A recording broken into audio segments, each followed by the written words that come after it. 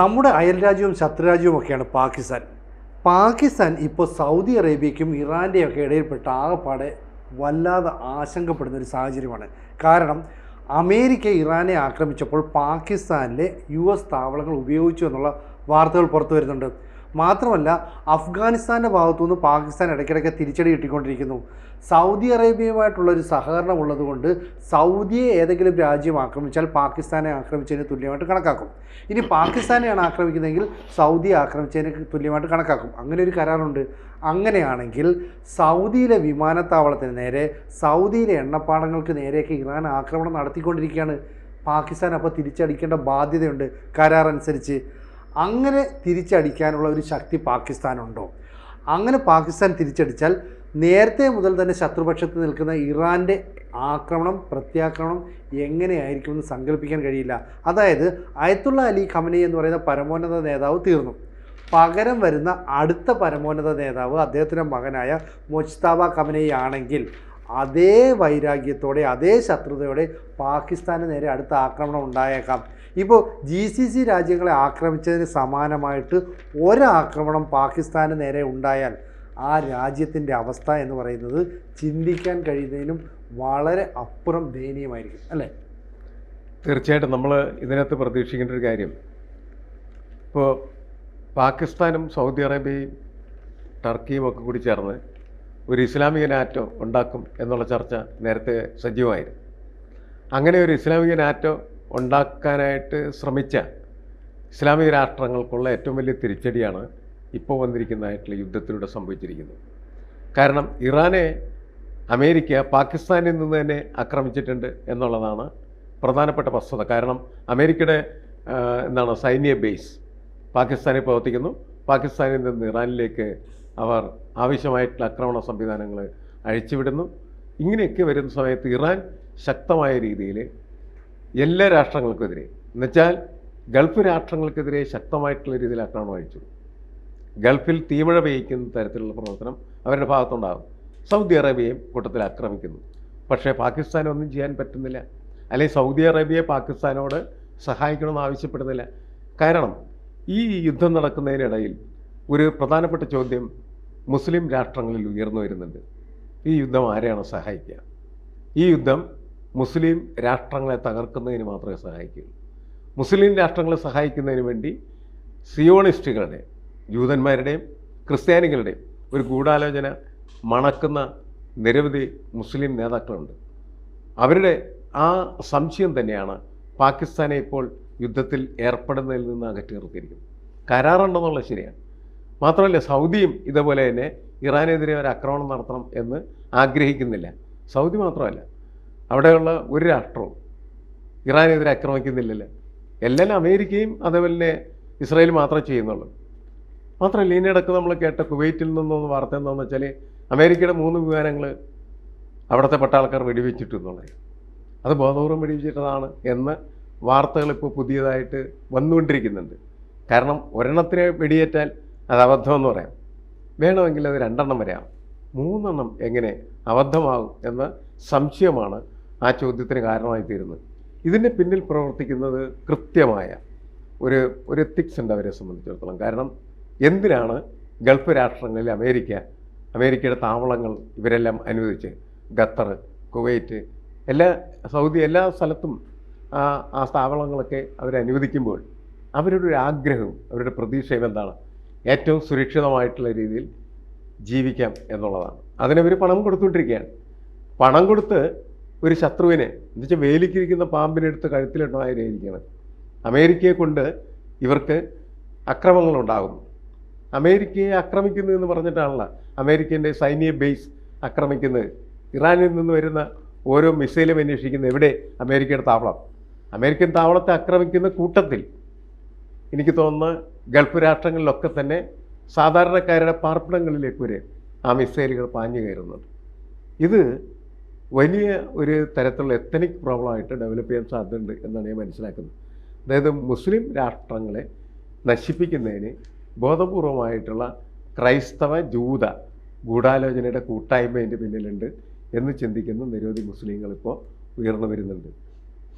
പക്ഷെ അതിനുള്ള ഇപ്പം ചോദിച്ചതുപോലെ എന്തുകൊണ്ട് പാകിസ്ഥാനിലെ അവസ്ഥ ഇപ്പോൾ ചർച്ച ചെയ്യാൻ സമയമില്ല, അതിനെക്കാട്ടി വലിയ യുദ്ധമാണ് നടക്കുന്നത്. അവിടെ സ്ഥിരം അടി നടന്നുകൊണ്ടിരിക്കുക. ഇപ്പോഴും അവിടെ അടിക്ക് ഉണ്ടെന്ന് എനിക്ക് തോന്നുന്നില്ല. അഫ്ഗാനിസ്ഥാൻ കയറി ആക്രമിച്ചുകൊണ്ടിരിക്കുക. ഇപ്പോൾ കഴിഞ്ഞ ദിവസങ്ങളിൽ ഇതിനകത്ത് സൗദിയും പാകിസ്ഥാനും സംയുക്തമായിട്ട് ഇറാനെതിരെ ഒരു പ്രസ്താവന ഇറക്കിയതായിട്ട് വരുന്നുണ്ട്. ഏതായാലും ഇറാൻ പറഞ്ഞിട്ടുണ്ട്, ഈ അമേരിക്കയ്ക്കെതിരെ തന്നെയാണ് ഇറാൻ. അതിനകത്ത് ഇറാൻ പറഞ്ഞൊരു കാരണമെന്ന് പറഞ്ഞാൽ ബോർഡ് ഓഫ് പീസിനകത്ത് പാകിസ്ഥാൻ ബന്ധപ്പെട്ടിട്ടുണ്ട്, അതിൻ്റെ ഭാഗമായിട്ടുണ്ട്. അതിന് ഭാഗമായിട്ട് അല്ലെങ്കിൽ ആ ഗാസയിൽ ഉൾപ്പെടെയുള്ളിടത്ത് സംവിധാനത്തിൽ ഒരുക്കിയാൽ പാകിസ്ഥാനെ ആക്രമിക്കുമെന്ന് പറഞ്ഞിട്ടുണ്ട്.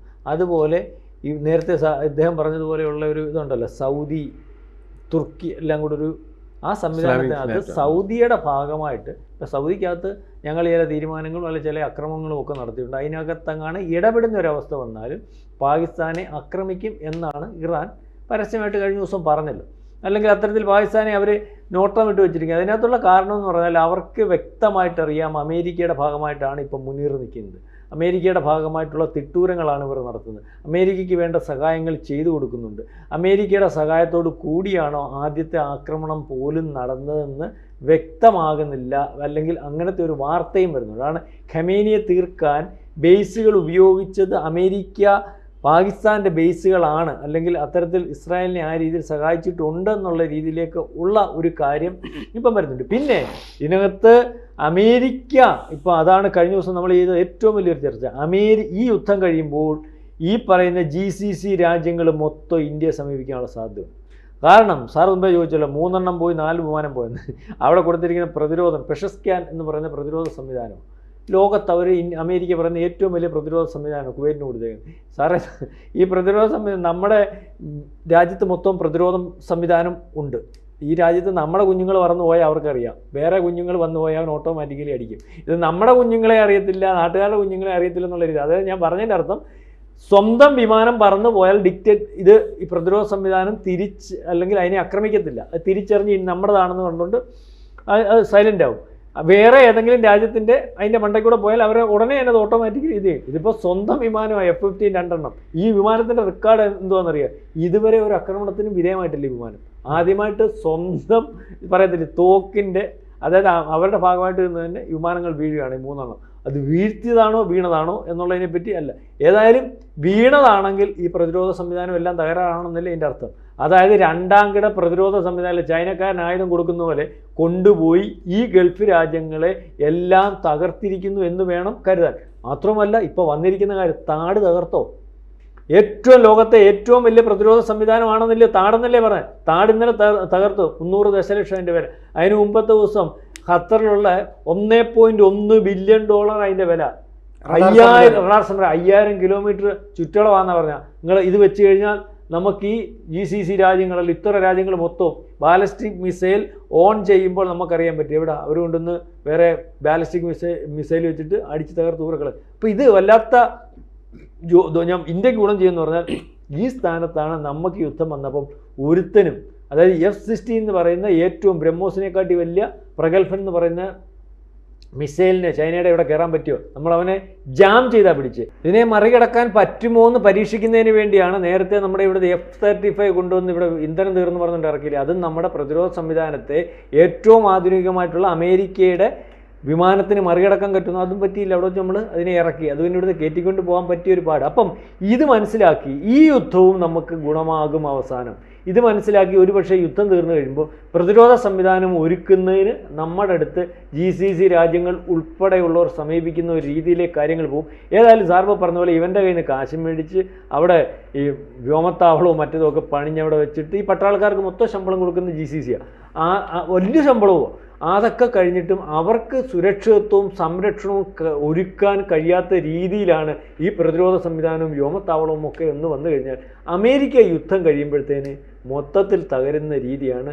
അതായത് ഞാനാ വലിയ രാജാവെന്ന് പറഞ്ഞിട്ട് ഇറങ്ങി, ഒരുപക്ഷെ ഇറാൻ ഇവനൊരു രാജാവുമല്ല, തട്ടുകൊടുത്താൽ മേടിക്കുന്ന ആളാണ്, അല്ലെങ്കിൽ തീരുന്ന ആളാണ് എന്നൊക്കെയുള്ള രീതിയിലേക്ക് കാര്യങ്ങൾ ഉരുത്തിരിയുന്നുണ്ട്. ഇപ്പോഴത്തെ അവസ്ഥയിൽ ഇറാനകത്ത് നാശമുണ്ട്. അല്ലെങ്കിൽ ഇറാൻ എത്രത്തോളം ഇവരോട് തൊല്ലം ചെയ്യുമ്പോൾ എത്രത്തോളം ഉള്ള രാജ്യം. പക്ഷേ ഇറാൻ ഇവർക്ക് നാശം വരുത്തുകയും ഇവരെ ഒന്നുമല്ലാത്ത അല്ലെങ്കിൽ നമ്മളോട് യുദ്ധം ചെയ്ത് കഴിഞ്ഞിട്ട് തുർക്കിക്ക് പറ്റിയതുപോലെ, തുർക്കി ഏറ്റവും വലിയ ഡ്രോൺ ഫെസിലിറ്റി ഉള്ള രാജ്യമാണെന്നാണ് വിചാരിച്ചത്. അപ്പോൾ ചൈനയ്ക്ക് പറ്റിയതുപോലെ ഏതായാലും പറഞ്ഞു വെക്കുന്നത്, അല്ലെങ്കിൽ നമ്മൾ ഇപ്പം മനസ്സിലാക്കുന്നത്, ഈ യുദ്ധവും കഴിയുമ്പോൾ നമ്മൾ എടുത്ത നിലപാടുകൾ, നമ്മുടെ നയതന്ത്രം റഷ്യയോടും GCCയോടും അല്ലെങ്കിൽ ഇസ്രായേലിനോടും എടുത്ത നയതന്ത്രം, ഇതിന് ശേഷം നമുക്ക് ഇത് നേട്ടമാകും. അല്ല, നമുക്ക് നേട്ടമൊക്കെ ഓക്കെ. ഇവിടെ പാകിസ്ഥാൻ പേടിക്കുന്നതാണ് നമ്മൾ വളരെ ഗൗരവമായിട്ട് കാണേണ്ടത്. കാരണം ഈ GCC രാജ്യങ്ങളെ സംരക്ഷിച്ചുകൊണ്ടിരുന്ന താഡ് എന്ന് പറയുന്ന വ്യോമ പ്രതിരോധ സംവിധാനം, അതുപോലെ തന്നെ റഡാർ സംവിധാനം, അതായത് 5000 കിലോമീറ്റർ അപ്പുറത്തുനിന്ന് വരെ മിസൈലുകൾ വന്നു കഴിഞ്ഞാൽ കണ്ടെത്താൻ കഴിയുന്ന ഖത്തറിൽ സ്ഥാപിച്ചിരുന്ന ഒരു റഡാർ സംവിധാനം, ഇതെല്ലാം തകർത്തു. അപ്പോൾ ഇത്തരത്തിലുള്ള സംവിധാനങ്ങളൊന്നുമില്ലാത്ത പാകിസ്ഥാന് നേരെ ഒരാക്രമണം ഉണ്ടായാൽ എങ്ങനെ തടയാൻ കഴിയും? ഇപ്പോൾ ഈ പാകിസ്ഥാൻ ഇന്ത്യ സംഘർഷമുണ്ടായ സമയത്ത് ഈ പറയുന്ന തുർക്കി കൊടുത്ത അല്ലെങ്കിൽ ചൈന കൊടുത്ത ഡ്രോണുകൾ ഉപയോഗിച്ച് ഇന്ത്യയെ ആക്രമിച്ചപ്പോൾ നമ്മുടെ S-400 അതുപോലെ തന്നെ ആകാശ് തുടങ്ങിയ വ്യോമ പ്രതിരോധ സംവിധാനങ്ങൾ ഉപയോഗിച്ചാണ് അതിനെ തടുത്തത്. ഇപ്പോൾ GCC രാജ്യങ്ങളോട് ഇറാൻ പ്രസിഡൻ്റായിട്ടുള്ള പെസഷ്കിയാൻ പറഞ്ഞത് ഞങ്ങളല്ല അയൽ രാജ്യങ്ങളെ ആക്രമിച്ചത് എന്ന് പറഞ്ഞാൽ അമേരിക്കയോ ഇസ്രയേലോ ആയിരിക്കാം. അതുപോലെ പാകിസ്ഥാന് നേരെ ഒരു ആക്രമണം ഉണ്ടായാൽ ഇറാൻ നാളെ പറയുന്നു ഞങ്ങളല്ല ആക്രമിച്ചത് എന്ന് പറഞ്ഞാൽ പാകിസ്ഥാൻ ഒന്നും ചെയ്യാൻ പറ്റത്തില്ല. അതുകൊണ്ട് പാകിസ്ഥാൻ ഭരണകൂടത്തിന് നന്നായി പേടിയുണ്ട്. ഏത് ഭാഗത്തു നിന്നും ആക്രമണം വരാം. അത് തടയാൻ ഇന്ത്യയെപ്പോലെ ഒരു കുറ്റമറ്റ വ്യോമ പ്രതിരോധ സംവിധാനങ്ങളൊന്നും അവർക്കില്ല. റഷ്യയുടെ സഹായമില്ല. ചൈന കൊടുക്കുന്ന ഡ്യൂപ്ലിക്കേറ്റ് പ്രതിരോധ സംവിധാനങ്ങളേ ഉള്ളൂ. അത് എത്രത്തോളം മോശമായിരുന്നു എന്ന് ഇന്ത്യൻ ആക്രമണത്തിൽ കണ്ടതാണ്. ചുരുക്കം പറഞ്ഞാൽ ഈ പശ്ചിമേഷ്യൻ ആക്രമണത്തിൽ നിലവിൽ പ്രശ്നങ്ങളൊന്നുമില്ലെങ്കിലും പാകിസ്ഥാൻ വല്ലാത്ത ആശങ്കയിൽ തന്നെയാണ്. കൂടുതൽ വാർത്തകളും വിശേഷങ്ങളും നിങ്ങളിലേക്ക് എത്താൻ ABC മലയാളം സബ്സ്ക്രൈബ് ചെയ്യുക, ബെൽ ബട്ടണും അമർത്തുക.